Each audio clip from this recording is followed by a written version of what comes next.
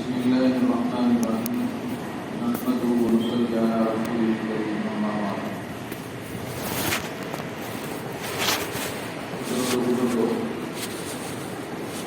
کی مبارک مجلس ہے، اس کی نسبت کلام الہی سے ہے۔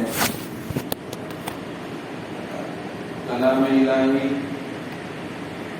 اللہ کا وہ کلام ہے جو خود اللہ کے اندر سے نکلا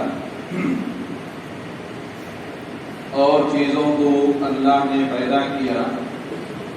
ساری کائنات اللہ کی بنائی ہوئی ہے، لیکن کلام اللہ کا بنایا ہوا نہیں ہے، یہ اللہ کی مخلوق نہیں ہے۔ فرشتے بھی اللہ کی مخلوق، آسمان و زمین اللہ کی مخلوق، عرش و کرسی اللہ کی مخلوق، دنیا کی ہر چیز میرے دوستوں اللہ کی بنائی ہوئی ہے، لیکن کلام الہی اللہ کا بنایا ہوا نہیں ہے، بلکہ اللہ کے اندر سے نکلا ہوا کلام۔ کوئی آدمی بات کرتا ہے تو وہ یہ نہیں کہتا ہے کہ میں نے باتوں کو بنایا، میں نے باتوں کو پیدا کیا، ایسا نہیں کہتا ہے۔ تو دوستو یہ کلام الہی ہے، اللہ اس کی رحمت ہمارے دلوں میں پیدا فرمائے، آمین۔ یہ مجلس ہی ایسی ہے، بہت اونچی نسبت لی ہوئی ہے، اس لیے ہم میرے دوستو اونچی نیت کے ساتھ اللہ کے دربار میں خزانے کی کمی نہیں ہے، اونچی نیت ہم کریں اور اللہ سے پوری طرح امید رکھیں۔ یقیناً اللہ ہماری امید کو برآور فرمائیں گے، اللہ ہماری امید کو ہمارے عزائم کے، ہماری نیت کے بقدر اس نیت کو پورا کریں انشاءاللہ۔ ہندوستان کے ایک حساس شہروں میں سے وہ شہر ہی ایسا ہے کہ جہاں جمعے کی نماز کے لیے لوگ 12 بجے اگر جائیں تو بالکل آخری صف میں ان کو جگہ ملے گی۔ وہاں ایک عالم دین ہے، خود ان کا بیان ہے، جو عالم دین تھے، حافظ قرآن نہیں، ان کو یہ پروگرام میں جو اسی شہر میں ہوا وہاں جانا ہوا۔ وہ پروگرام جو ہوا اللہ کے شکر میں کہ 65 سال کے 60 پر 5 سال کے ایک بزرگ، ان کے اندر حفظ کرنے کا شوق پیدا ہوا، الحمدللہ حافظ بھی بن گئے۔ تو پورے شہر کے لوگ بڑا پروگرام بنائے ان کے اعزاز میں، 60 پر 5 سال کی عمر میں وہ حافظ بنے۔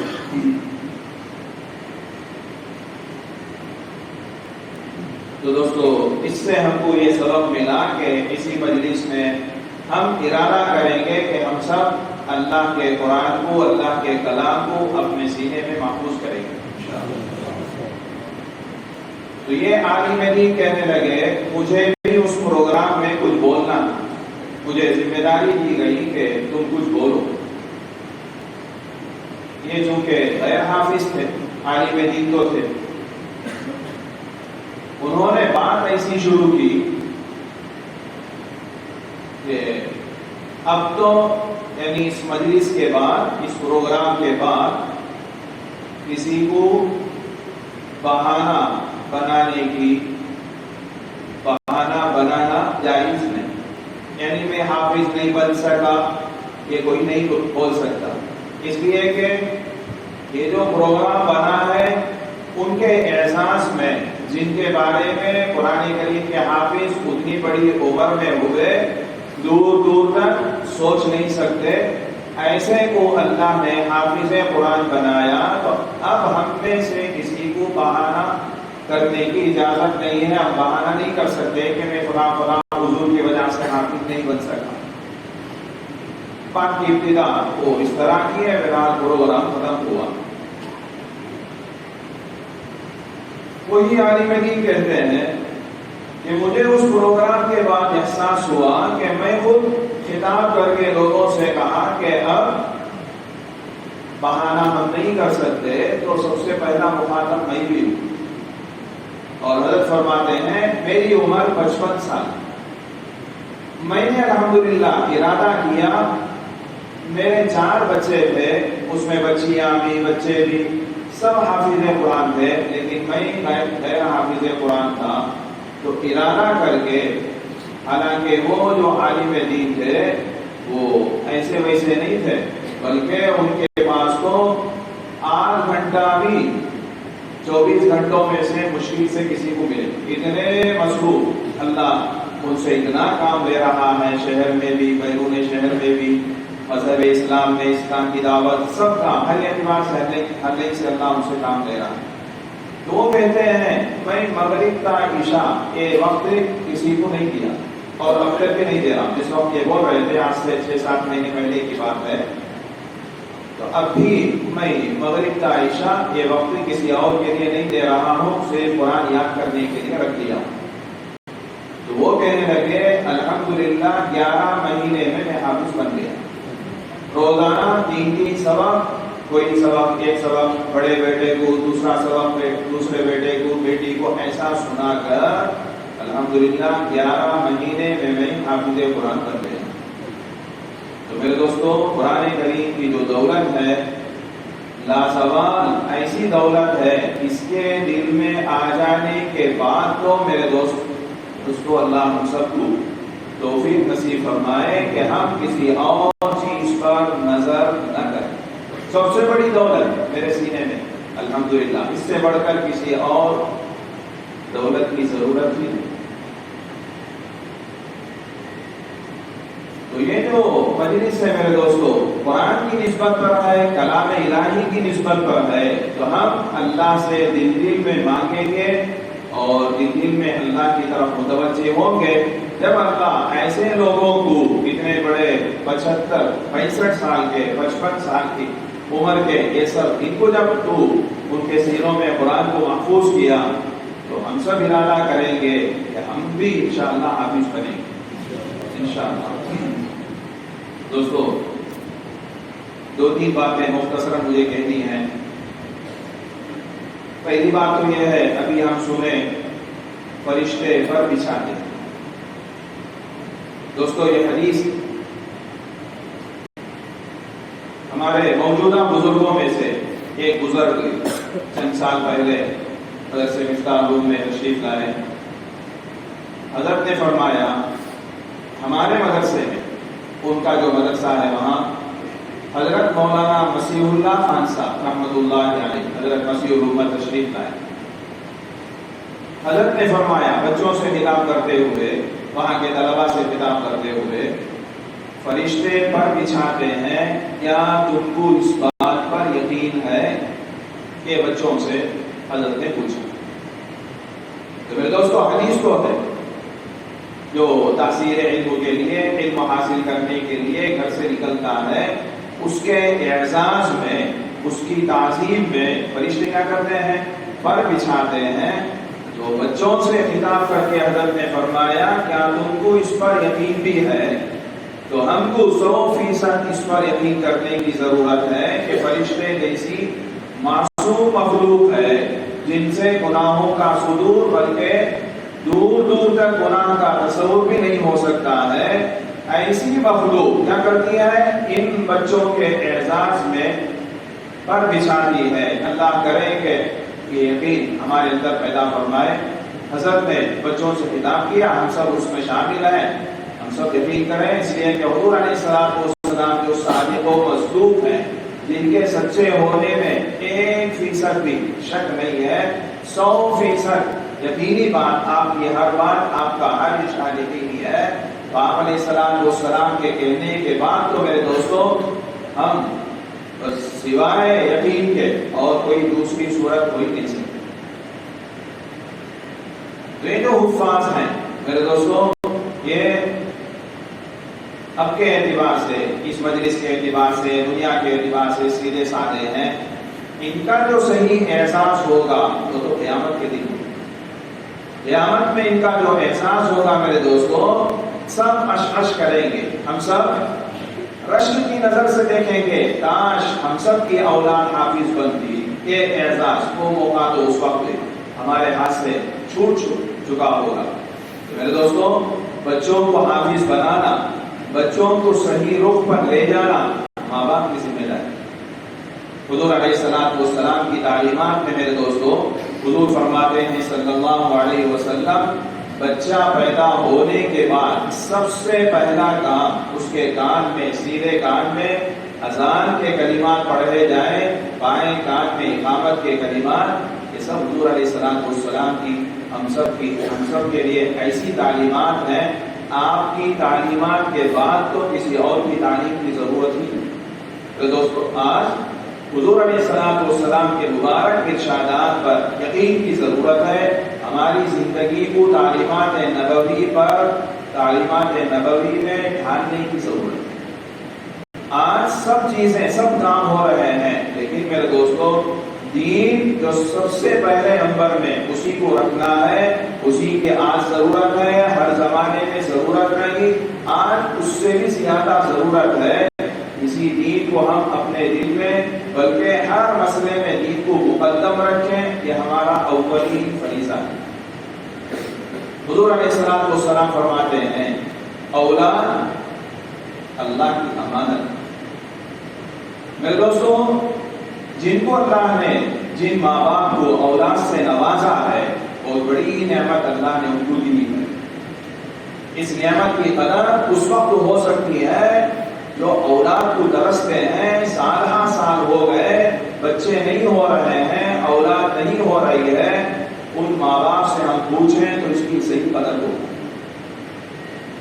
دوستو، حضور فرماتے ہیں صلی اللہ علیہ وسلم، ماں باپ کی ذمہ داری یہ ہے کہ اس کو، بچوں کو صحیح رخ پر لے جائے۔ اگر صحیح رخ پر لے گئے، بچپن ہی سے ان کو دین کی راہ پر چلا دیے، ماں باپ اپنا فرض سمجھ کر اس کو کرے، تو میرے دوستو، خود بخود آگے چل کر، چاہے وہ کسی بھی میدان میں ہو، چاہے تم اس کو انجینئر بنا دو، ڈاکٹر بنا دو، تو وہ دینداری اس کی بنیاد بچپن میں رکھی گئی ہے، اس کی بیج بچپن میں ڈالی گئی ہے۔ میرے دوستو، میرا بچہ انشاءاللہ کہیں بھی ہو گمراہ نہیں ہوگا، راہ حق سے نہیں ہٹے گا، اس کی گارنٹی ہے پورے طور سے، کہ اس لیے کہ ماں باپ کی پوری طرح ذمہ داری، وہ اپنی ذمہ داری سمجھ کر سب کچھ قربان کرنے کے لیے تیار ہوئے۔ میرے دوستو، آج ہم جس طریقے سے اپنی اولاد کے سلسلے میں فکر کر رہے ہیں کہ ان کے کھانے پینے کا انتظام بھی ہو رہا ہے، ان کے رہن سہن کا انتظام بھی ہو رہا ہے، ان کے کپڑوں کا انتظام بھی ہو رہا ہے، الحمدللہ، لیکن ذرا ہم سوچیں، انسانی سطح سے بڑھ کر ہم مسلمان بھی، یہ جو رہائش کا انتظام کرنا، کھانے پینے کا انتظام کرنا، اللہ معاف کرے، یہ تو بہت بھی کرتے ہیں، جن کو ہم انسان نہیں کہتے وہ بھی کرتے ہیں۔ چڑیا بھی کر رہی ہے، درندے بھی کر رہے ہیں، سب اپنے بچوں کی فکر کر رہے ہیں۔ اللہ نے ہر ماں کے اندر وہ فطرت، اس کی فطرت ہی میں رکھا ہے۔ تو دوستو، ان تین چیزوں کے، یہ بھی ہماری ذمہ داری ہے، ان تین چیزوں کی فکر کرنا تو ہے ہی اپنی جگہ، لیکن انسان ہونے کے ناطے، بلکہ اس سے آگے بڑھ کر مسلمان ہونے کے ناطے ہم کو تو اور کچھ کام کرنا ہے۔ تو اور کیا کام کریں گے میرے دوستو؟ اسی کام کو کریں گے اللہ کا حق سمجھ کر۔ میری ذمہ داری ہے کہ میں بچوں کو اس کا انتظام کروں، اگر وہاں حسن نیت ہے، نیت اللہ کا حکم سمجھ کر کے ہم کریں گے میرے دوستو، یہ ثواب سے خالی نہیں ہے، یہ تو قدم قدم پر ماں باپ کو اس پر ثواب دیں۔ کام تو وہی کرنا ہے، وہ تین ذمہ داریاں جو جن کو ہم انسان نہیں کہتے وہ کر رہے ہیں، تو اسی طرح یہ انسان بھی کر رہا ہے، لیکن ایمان سے اس کا رشتہ ہے، اس نسبت پر یہ تین کام، یہ تین ذمہ داری خدا کا حکم سمجھ کر رہا ہے میرے دوستو۔ یقیناً اسے تو ثواب ہی ثواب۔ تو آج میرے دوستوں کس کی ضرورت ہے؟ اولاد کی تربیت کی فکر کرنے کی ضرورت ہے۔ جیسے ہم ان کے بارے میں فکر کر رہے ہیں، کیا فکر کر رہے ہیں؟ ان کی دنیا اچھی ہو۔ میرے دوستو اس سے بھی زیادہ آج فکر کرنے کی ضرورت ہے کہ ان کے مرنے کے بعد ان کی آخرت اچھی ہو۔ آج عام طور سے اس میں غفلت ہو رہی ہے۔ مجلس بہت ہی مبارک مجلس ہے، دین کی نسبت پر، قرآن کریم کی نسبت پر ہمارا جڑنا ہوا ہے۔ ہم سب مل کر کے اللہ سے اونچی نیت رکھیں۔ ایک تو میرے دوستوں حسن نیت اچھی ہو، ایک ہے تصحیح ہے نیت، بار بار نیت کو ٹٹولنے کی ضرورت، ایک اچھی نیت کرنے کی ضرورت ہے۔ اللہ اعمال کو نہیں دیکھتے بلکہ ہماری نیت کو دیکھتے۔ قرآن کریم ایک جگہ باغ والوں کا قصہ بیان کرتا ہے، قصہ تو بہت طویل ہے میرے دوستوں، مختصراً اس سے جو سبق ہم کو قرآن کریم دے رہا ہے۔ باپ والے یعنی چند اولاد تھی، ان کے باپ کا انتقال ہو گیا۔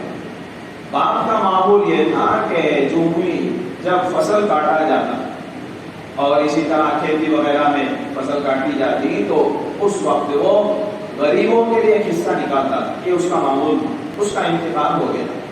اب اولاد جو بھائی تھے آپس میں یہ کہنے لگے ہمارا باپ دیوانہ تھا، اس کو پیسہ جمانا نہیں آتا تھا، اس لیے ہم کیا کریں گے، صبح سویرے وہاں جائیں گے، فقیروں کے آنے سے پہلے ہم پورے طور سے ہماری وہ جو فصل ہے سب کو کاٹ کر کے گھر میں لا کر محفوظ رکھیں گے۔ تو ابھی عملی جامہ اسے نہیں پہنا ہے، ابھی اپنے باغات میں کھیت میں نہیں گئے، مشورہ کرے آپس میں، نیت خراب ہوئی، رات کو سوئے اور ایک دوسرے بات کر لیے کہ صبح سویرے ہم سب کو جانا ہے۔ گئے جہاں باغ ہے وہیں پہنچے، پہنچ کر ایک دوسرے کہہ رہے ہیں ہم تو راستہ بھٹک کر کسی اور جگہ آ گئے۔ کیا ہوا؟ دوسری طرف خدا کی طرف سے ان کی نیت خراب ہونے کی وجہ سے میرے دوستوں اللہ کے حکم سے آسمانی عذاب آیا، وہ باغ جل گیا۔ اس جگہ کو دیکھ کر ان کو یقین نہیں ہو رہا ہے کہ ہماری ہی جگہ ہے۔ یہ ہے میرے دوستوں نیت کی خرابی سے اللہ کا فیصلہ ہو۔ ابھی چونکہ عمل بھی نہیں کیے، غریبوں کو نہیں دینا اور اسی طرح کاٹ کر لانا یہ بھی نہیں ہوا، نیت خراب ہوئی تو فیصلہ اللہ کا بدل گیا اور ادھر راتوں رات اللہ کی طرف سے عذاب آ کر یہ واقعہ قرآن کریم سنا رہا ہے اور یہ واقعہ قیامت تک پڑھا جائے گا، سنا جائے گا میرے دوستوں، کاہے کے لیے؟ میرے لیے، آپ کے لیے، سب کی نیت درست کرنے کے لیے۔ تو میرے دوستوں تصحیح ہے نیت اور اس میں نیت کی ضرورت ہے۔ اچھی سے اچھی نیت کریں گے اور نیت کو بار بار ٹٹولیں گے۔ نیت برقرار نہیں رہتی ہے، ایک حالت پر نہیں رہتی ہے، تو اس لیے ہم اونچی نیت کریں گے۔ اللہ نے ہمارے ایمان کی حفاظت کے لیے کیا کیا انتظامات نہیں کیے۔ قرآن کریم ایک جگہ کہتا ہے اگر اللہ چاہتے تو سب کو ایک ہی راستے پر ڈال دے۔ خلاصہ اس آیت کا یہ ہے جو خدا کو نہیں ماننے والے ہیں ان کے گھروں کو سونے کا اور اسی طرح چاندی کا بنا دے۔ اللہ کہتے ہیں، قرآن کہتا ہے خدا کو جو نہیں ماننے والے ہیں، خدا کے جو منکر ہیں، ان کے مکانات کیسے؟ کس کے مکانات ہیں؟ سونے کے مکانات، چاندی کے۔ مہاڑی کی سیڑھیاں ہیں نا، وہ بھی چاندی کی، بلکہ وہ بھی سونے کی سیڑھیاں۔ اسی طرح جو صوفہ سیٹ ہے، استعمالی جتنی چیزیں ہیں، چھت ہو، دیواریں ہو، سب سونے کے بنا دیتے، سب چاندی کے بنا دیتے۔ لیکن اس خوف سے ہم چاندی یعنی یہ آرائش، یہ آسان فراہمی، ان کو جو خدا کے منکرین ہیں، خدا کو نہیں ماننے والے ہیں، یہ انتظامات اللہ کیوں نہیں کیے؟ ہمارے ایمان کی حفاظت کے واسطے۔ اللہ یہ کہتے ہیں کہ ان کو دیکھ کر کہیں تم ایمان نہ چھوڑو۔ دیکھو ہم ایمان کی حالت میں ہیں، ہم کو کچھ بھی نہیں مل رہا ہے، وہ خدا کو نہیں مان رہے ہیں، خدا کے ساتھ اوروں کو شریک کر رہے ہیں، کتنے مزے کی زندگی گزار رہے ہیں۔ ان کو دیکھ کر خدا نہ کرے ہم ایمان سے ہاتھ دھو بیٹھے، اس خیال سے اللہ نے ان کو ان تمام چیزوں کا انتظامات اللہ نے نہیں کی۔ اگر اللہ چاہے تو آن کے آن پہ کر سکتے، تو ان کو جو نہیں دیے ہیں ہمارے ایمان کی حفاظت کے لیے۔ جب اللہ ہمارے ایمان کی حفاظت کا ایسا سامان کر رہے ہیں دوستو، ہم اپنے ایمان کے لیے، اپنے دین کے لیے کتنی فکر کر رہے ہیں، اس پر دوسروں کے بولنے کی ضرورت نہیں ہے۔ ہم خود ذرا بیٹھ کر کے سوچیں، دین کے لیے میرا کتنا وقت، آج کی فکروں میں سے ایک فکر کو بڑھانے کی ضرورت ہے، اس سے دین کی خدمت کتنی ہو رہی ہے، میرا تعلق مسجد سے کتنا ہے، میرا تعلق قرآن کریم سے کتنا ہے، دین سے میرا تعلق کتنا ہے، دین کے تقاضے مجھ سے کتنے ہو رہے ہیں، میرے بس کے مطابق میں کتنا کر سکتا ہوں۔ میرے دوستو، ان تمام باتوں کے کرنے کی ضرورت ہے۔ اللہ کرے کہ یہ مبارک مجلس ہے، عجیب بہت ہی بابرکت مجلس ہے، اور روحانیت جو ہوتی ہے یہ نظر نہیں آتی، روحانیت نظر نہیں آتی ہے۔ یہ جو ظاہری روشنی ہے میرے دوستو، مومن کی شان میں کہا گیا قبر میں جانے کے بعد اس کے جو اعمال ہیں وہ روشنی کا سامان بن جائے۔ کیسے روشنی کا؟ دنیا کے اعتبار سے جو نماز پڑھ رہا ہے، قرآن پڑھ رہا ہے، اسے کوئی روشنی نظر نہیں آ رہی ہے، لیکن اللہ نے ان تمام چیزوں کو مخفی میں رکھے ہیں، اور وہاں جانے کے بعد قبر میں اس کی نماز، اس کی تلاوت سب روشنی بنے گی، وہ نظر نہیں آنے والی روشنی ہے۔ تو میرے دوستو، یہ جو مجلس ہے، جو اللہ والے ہیں، ان کو اس کی روشنی محسوس بھی ہوتی ہوگی۔ قرآن کریم کی نسبت پر ہم سب آپس میں جڑے ہیں، اللہ کرے کہ قرآن ہی کی نسبت پر ہمارا جڑنا ہو، کوئی اور غرض نہ ہو، دین کی نسبت پر ہمارا جڑنا ہو۔ جب بھی ہماری مجلس لگے دین ہی کی مجلس پر، دنیا کی مجلس بھی لگے، نام دنیا کی مجلس کی ہو، لیکن میرے دوستو اس میں ہم اچھی نیت کر کے اس دنیا کی مجلس کو دین کی مجلس بنا سکتے ہیں۔ بلکہ مومن کا کوئی کام میرے دوستو دنیا کا کام نہیں ہو سکتا ہے۔ حضور علیہ السلام فرماتے ہیں، بیت الخلا جانا دنیا کے کاموں میں سے بالکل آخری درجے کا کام ہے۔ حضور فرماتے ہیں صلی اللہ علیہ وسلم، یہ بیت الخلا جانا بھی مومن کے حق میں عبادت ہے، مومن کے حق میں وہ بھی دین ہے۔ کیسا دین ہے؟ بشرطے کہ وہ حضور علیہ السلام کی سنت کے مطابق جائے۔ حضور علیہ السلام کیسا بیت الخلا جانا ہے، کیسے واپس آنا ہے، کیا دعا پڑھ کر جانا ہے، واپسی میں کیا دعا پڑھیں گے، یہ سب حضور علیہ السلام ہم کو سکھلا کر گئے ہیں۔ میرے دوستو، ناموافق حالات تو ہر زمانے میں آتے رہے، ناموافق حالات ہر زمانے میں آتے رہے، یہ تو موت تک ہر ایک کے ساتھ لگے ہوئے، لیکن ناموافق حالات میں جمنا میرے دوستو یہ ہمارے ایمان کا تقاضا ہے۔ حضور علیہ السلام فرماتے ہیں، مومن کی مثال کیسی ہے؟ کھیت میں جو نرم ڈالیاں، ہم سب کو کھیت کو دیکھے ہوں گے، کھیت میں جو بالیاں ہوتی ہیں ان کی شاخیں مضبوط نہیں ہوتی، وہ تو ہواؤں کے تابع ہوتی، ہوا ادھر چلتی ہے تو ادھر جھکتے ہیں، ادھر چلتی ہے ادھر، گویا کہ ہوا ان کو چاروں طرف جھکاتی رہتی ہے۔ حضور فرماتے ہیں مومن کی مثال ایسی ہی ہے، ناموافق حالات اس پر آتے رہے، کبھی اسے بخار ہے، کبھی سردی ہے، کبھی اس کی اولاد کا مسئلہ ہے، کبھی مالی پریشانی ہے، تجارت کا مسئلہ، یہ سب حالات مومن پر آتے ہی رہیں گے۔ دیکھیے حضور علیہ السلام ہمارے ایمان کی کتنی حفاظت کرے۔ آگے حضور فرماتے ہیں منافق کی مثال سرو کے درخت کی طرح۔ سرو کا جو درخت ہے بہت مضبوط درخت ہوتا ہے، ہوا چلتی رہتی ہے لیکن ہوا اس درخت کو کچھ بھی نہیں کر سکتی، وہ تو اپنی جگہ مضبوط کھڑا ہوا ہے، لیکن جب ایک وقت آتا ہے تو جڑ سے اکھڑ کر گر جاتا وہ درخت۔ تو کہتے ہیں حضور علیہ السلام منافق کی مثال ایسی ہے، ناموافق حالات کبھی بھی، اس کی روزی بھی اچھی ہے، بہترین بنگلے میں ہے، بہترین کاروں میں پھر رہا ہے، فلیٹ میں جا رہا ہے، کھاتا پیتا ہے، سب ہے، لیکن موت آئے گی تو ہمیشہ کے لیے خطرہ ہے۔ مومن میرے دوستو ہر وقت حالات اسے ستاتے رہتے ہیں۔ اس کا یہ معنی نہیں کہ ہم اللہ سے کیا بولتے ہیں ناموافق حالات مانگے، بلکہ حضور علیہ السلام ہم کو عافیت مانگنے کی تعلیم دی. ہم اللہ سے عافیت ہی مانگیں، اے اللہ تمام میں عافیت، دوا میں عافیت. عافیت کے مانگنے سے اللہ خوش ہوتے ہیں. میرے دوستو اس حدیث میں حضور علیہ السلام یہ بتلانا چاہتے ہیں ہمارے ایمان کی حفاظت کا انتظام کیے ہیں. تو منافق کی وہ حالت ہے، مومن کی حالت ایسی ہے کچھ نہ کچھ اس پر حالات آتے رہیں گے یہاں تک کہ وہ خدا سے جا ملے گا، اس کے بعد مزے کی زندگی. آج عام طور سے نظریہ یہ بنتا جا رہا ہے میرے دوستو. کیا نظریہ ہے؟ مجھے بخار نہیں آنا، میرے بچے اچھے رہنا، بالکل الحمدللہ اچھا گمان ہے. مجھے بنگلے مل جانا، مجھے کار مل جانا، میری ضرورتیں پوری ہو جانا، بالکل صحیح ہے، سب صحیح. لیکن میرے دوستو وہ مقصد اصلی نہیں ہے، وہ مقصد اصلی نہیں. آج ہم کو کس کی ضرورت ہے؟ مسجد کو آباد کرنے کی ضرورت. آج کس کی ضرورت ہے؟ قرآن کریم سے اپنے دل کو لگانے کی ضرورت ہے، اپنے سینے میں قرآن کریم کو محفوظ کرنے کی ضرورت. اسی طرح میرے دوستوں دین کے جتنے اعمال ہیں، اعمال صالحہ کا شوق ہمارے اندر پیدا ہو.